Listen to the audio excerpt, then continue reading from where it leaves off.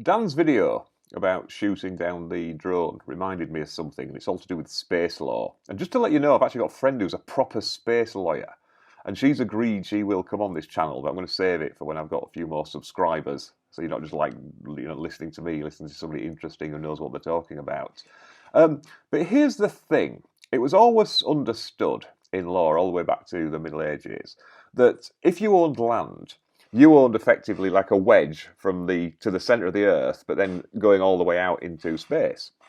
So you owned all the land above it, and as Dan will have explained, well, Dan did explain, that changed, with overflights of aeroplanes and balloons. But this was always an issue for countries because obviously, you need permission to fly an aeroplane. So where am I getting to? Well, remember the space race and Sputnik. And there was all the thing that, the Americans were embarrassed that the Russians beat them into space. And it's true that the science teams were actually racing ahead with that. They wanted to be first. However, some American organisations that were very glad that the Russians got there first were actually the Department of State and the CIA, because they had recognised at a very early stage the possibility of spy satellites.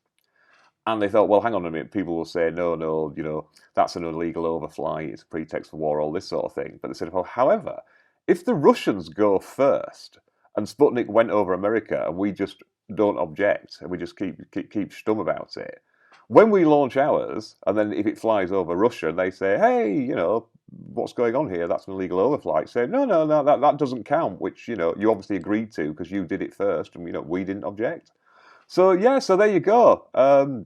Just a little bit of fascinating, well, I think it's fascinating, space trivia for you. But yeah, like I say, please click the like button and the subscribe button, because then, get enough subscribers, I will get this lass on because she's a really fascinating person.